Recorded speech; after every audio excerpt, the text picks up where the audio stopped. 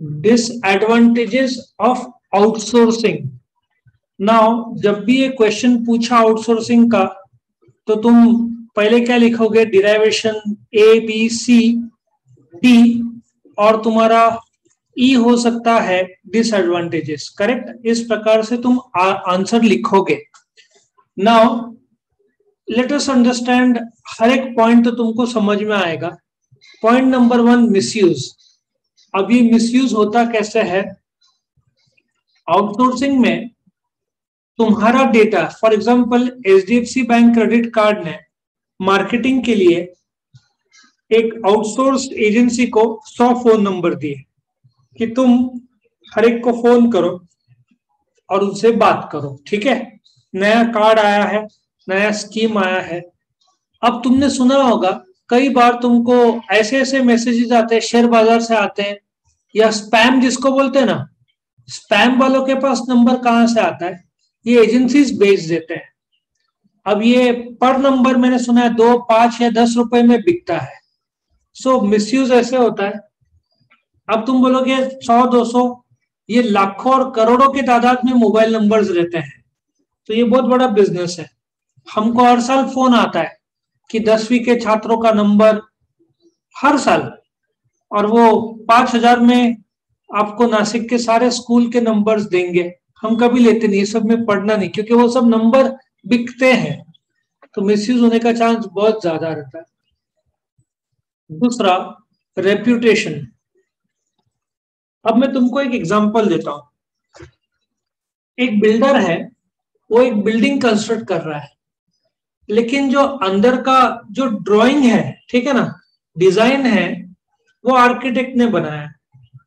Builder ने quality बहुत अच्छा दिया है सीमेंट का, बट प्रॉब्लम ऐसे हुआ है कि तुमको लगता है कि बालकनी थोड़ी छोटी है, सीमेंट टॉप क्वालिटी का, ईट टॉप क्वालिटी का, लेकिन हम गाली किसको देते हैं? बिल्डर ने अच्छा काम नहीं किया। ड्राइंग की गलती आर्किटेक्ट की, लेकिन लोग बिल्डर का नाम रखते हैं। पेंटिंग ठीक से नहीं हुआ तो बिल्डर का नाम रखते हैं, एक्चुअली वो पेंटर की गलती है, आउटसोर्स किया हुआ है उसने। प्लम्बिंग का काम बिल्डर की गलती। हर चीज में, विंडो या डोर, ठीक है ना, प्लम्बिंग, तो इन ऑल द केसेस नाम किसका खराब होता है? बिल्डर का। यदि टेलीमार्केटर जो है, जो क्रेडिट कार्ड वाला, या कंपनी ने किसी को आउटसोर्स किया है काम, उसने ठीक से नहीं किया, तो हम ऐसा नहीं बोलेंगे कि आउटसोर्स काम खराब है, हम बोलेंगे बिल्डर या तो कंपनी ठीक से काम नहीं कर रहा है।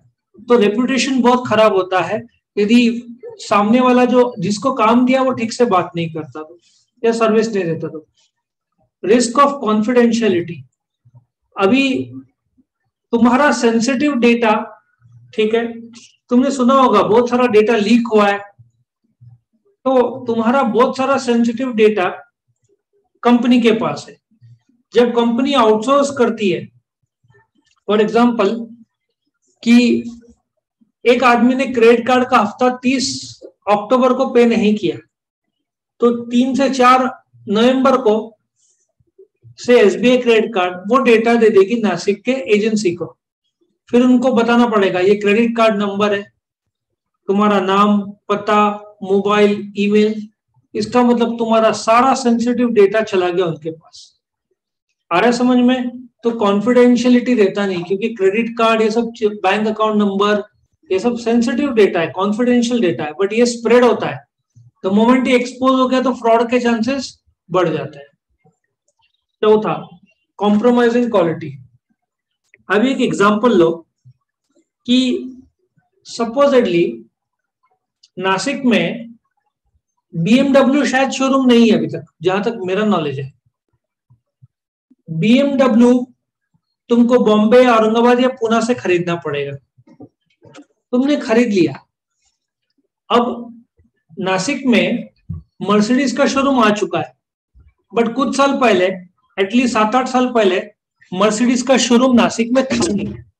बट जिनको गाड़ी सर्विसिंग कराना है, इंदिरा नगर पता है नासिक का? इंदिरा नगर में एक ऐसी जगह है जहां वो लोग सर्विस के लिए बोलते थे तुम वहां जाओ। मुंबई लोग ने तो मुंबई, पुणे इधर डालते थे, लेकिन जिसके पास टाइम नहीं है वो उधर डालता था। अब let us assume Mercedes original showroom में सर्विस कैसा होता होगा, वर्ल्ड क्लास होता होगा।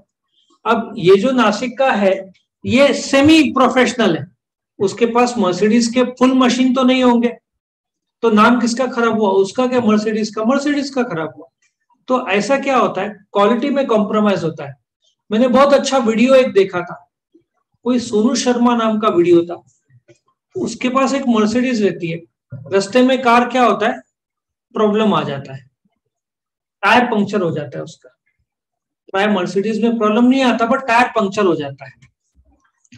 तो वो क्या करता है, गाड़ी रुकाता है, तो पीछे टायर रहता है, स्टेप नहीं रहता है, तो टूल किट में से वो टूल निकालने जाता है तो उसको 2 ग्लव्स मिलते हैं। तो मर्सिडीज इतना ध्यान रखते हैं कि जब आप टायर चेंज करोगे तो आपके हाथ खराब होंगे, तो इसलिए मर्सिडीज ने 50 रुपए के ग्लव्स भी रखे हुए हैं।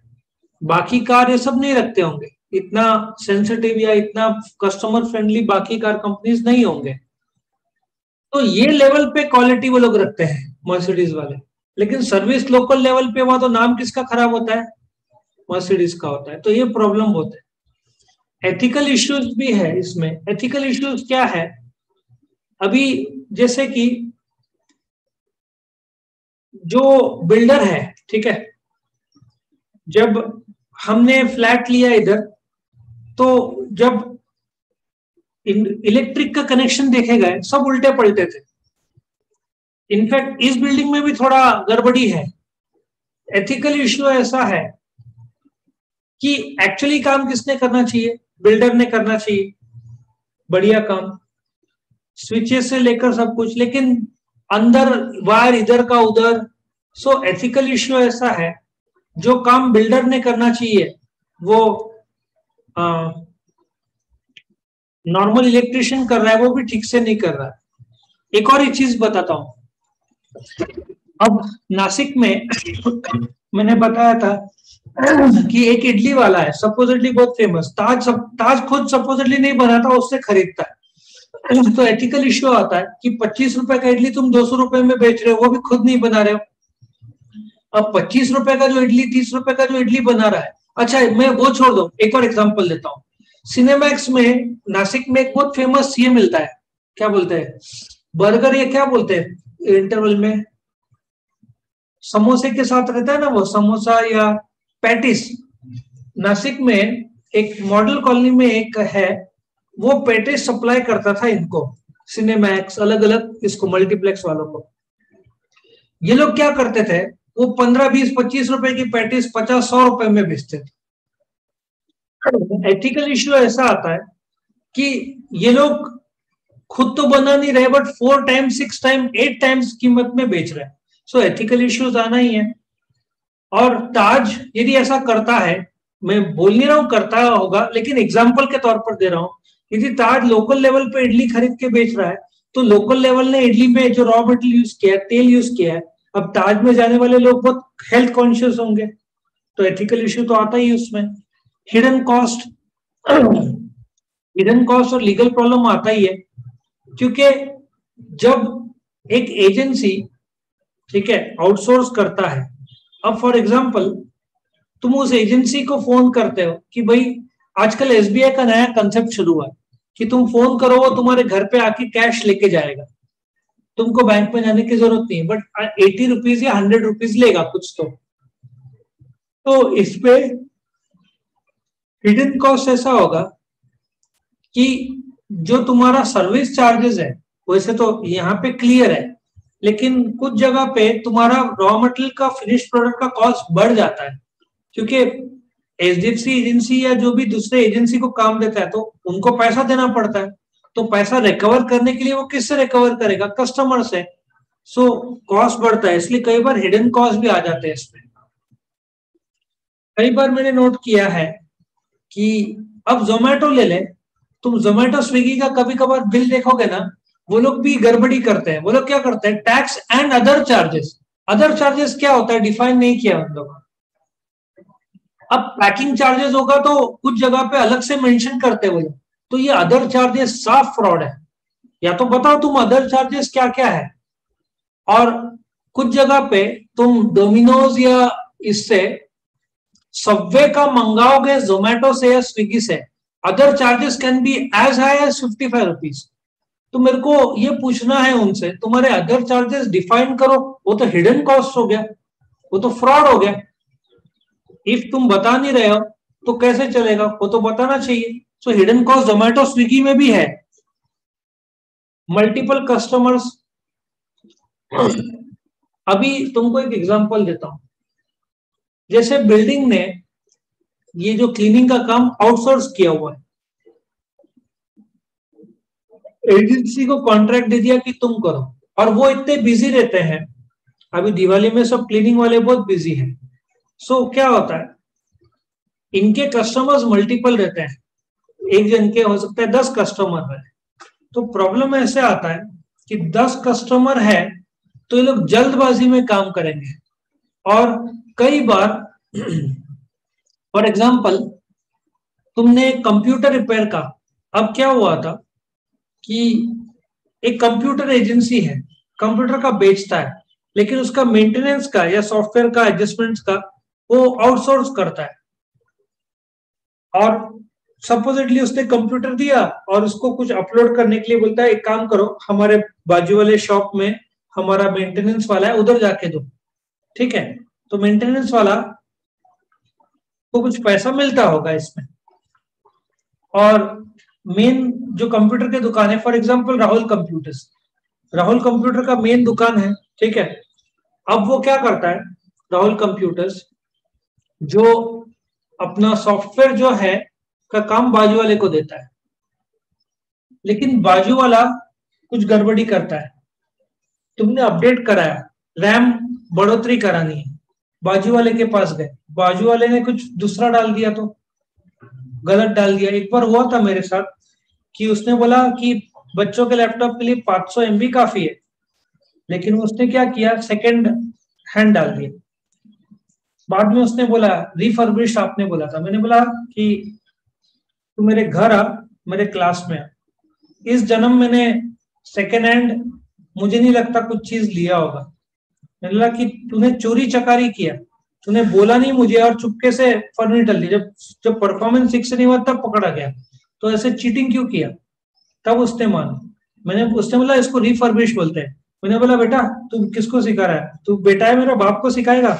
सेकेंड हैंड वस्तु को रिफर्बिश नाम से वो सेकेंड हैंड ही होता है, और लैपटॉप में सेकेंड हैंड वस्तु नहीं डाला जाता, और तेरे को सेकेंड हैंड का मैंने बोला नहीं था, और मैं बोल भी नहीं सकता क्योंकि मैं लैपटॉप को फेंक के नया लिया होता। सो बोलने का तात्पर्य उसने चीटिंग किया था, और क्यों चीटिंग किया था, उसको फायदा था, लेकिन वो शोरूम के भरोसे में उसके पास गया, क्योंकि ऐसे कोई किसी के पास अनजाने में नहीं डालता, फिर वापस चेंज कराना पड़ा, सब प्रॉब्लम्स। सो ये लोग क्या करते हैं, बाद में ये लोग शोरूम के ही कस्टमर खींच लेते हैं, ऐसा भी होता है। अब फॉर एग्जांपल होंडा एक्टिवा का जो सर्विसमैन है, सर्विस करता है गाड़ी को, वो तुम्हारा पहचान का बन जाता है। वो क्या बोलता है, तुम गाड़ी मत डालो सर्विस, मैं तेरे को बाहर के बाहर करके देता हूँ। तो मल्टीपल कस्टमर्स ये लोग बना लेते हैं। पुअर कम्युनिकेशन, अभी क्या होता है कि अमेरिका के लोग बहुत सारा काम आउटसोर्स इंडिया में करते हैं, बहुत सारा काम इंडिया में आउटसोर्स होता है, बट प्रॉब्लम उसमें ऐसा है कि इंडिया को अमेरिकन कल्चर पता नहीं। इंडिया को मैंने जो सुना है, अमेरिका वाले थोड़े मैनर्ड तरीके से बात करते हैं, ऑस्ट्रेलिया वाले गाली गलौज से बात करते हैं। तो तुमको कल्चर जब तक पता नहीं हो, ठीक है ना, हर एक कंट्री का अपना एक कल्चर होता है, उसके हिसाब से तुमको डील करना होता है। सो बोलते हैं ना, कम्युनिकेशन, इसलिए इंडिया वाले कई बार गड़बड़ी भी करते हैं। जब तुम अमेरिकन से बात करते हो वहां पे काफी मैनर्स होता है, is this the right time to talk. मेरे को इंडिया में, हालांकि मेरा नंबर डीएनडी में रजिस्टर्ड है, फिर भी हर 3-4 दिन में एक कॉल आता है जो स्पैम है। और ये लोग क्या करते हैं कि जैसे फोन करते हैं, हमारा एक कंप्यूटर का सॉफ्टवेयर का कंसल्टेंसी है, मैं उनको बोलता हूँ पहले तो पूछो कस्टमर के पास टाइम है कि नहीं बात करने का। दूसरा, आपने ये भी पूछा नहीं कि क्या आपके पास सॉफ्टवेयर है। तो ऐसे गधे बहुत है इंडिया में जो डायरेक्टली मैनर्स जो बोलते हैं ना वो नहीं रखते हैं। तो नोवा डिपेंडेंसी, अब क्या हो जाता है, इफ मैं गाड़ी बनाता हूँ, सर्विसिंग का काम किसी और को दिया तो मैं डिपेंड हो जाऊंगा उस पर, उसने ठीक से काम नहीं किया। अब जैसे फॉर एग्जांपल पीपीटी हम डिजाइन करते हैं बट कुछ पार्ट आउटसोर्स किया, उसने ठीक से नहीं किया, तो नाम हमारा खराब होता है, तो डिपेंड हो जाता है। और फेलियर टू डिलीवर कई बार होता है, डिलीवर होता ही नहीं क्वालिटी। तुमने नोट भी किया होगा, मैंने एक वीडियो भी देखा था, एक जन ने मोबाइल ऑर्डर किया था आईफोन, आया साबुन का टिकिया अंदर। उसने क्या चालबाजी किया, सेल्समैन ने क्या किया, जैसे तुमको डिलीवर करता है तुमको उधर ही ओपन करना चाहिए नया मोबाइल, उसने बोला कि मेरे को जल्दी आप ओपन कर लेना, वो तब तक भाग गया। तो जब इसने देखा तो उसको समझ में आ गया, तो उसने आदमी को ढूंढ के निकाला, पकड़ा उसको रास्ते में, और उसके बैग से 3-4 मोबाइल के निकाले, उसमें सब में साबुन थे।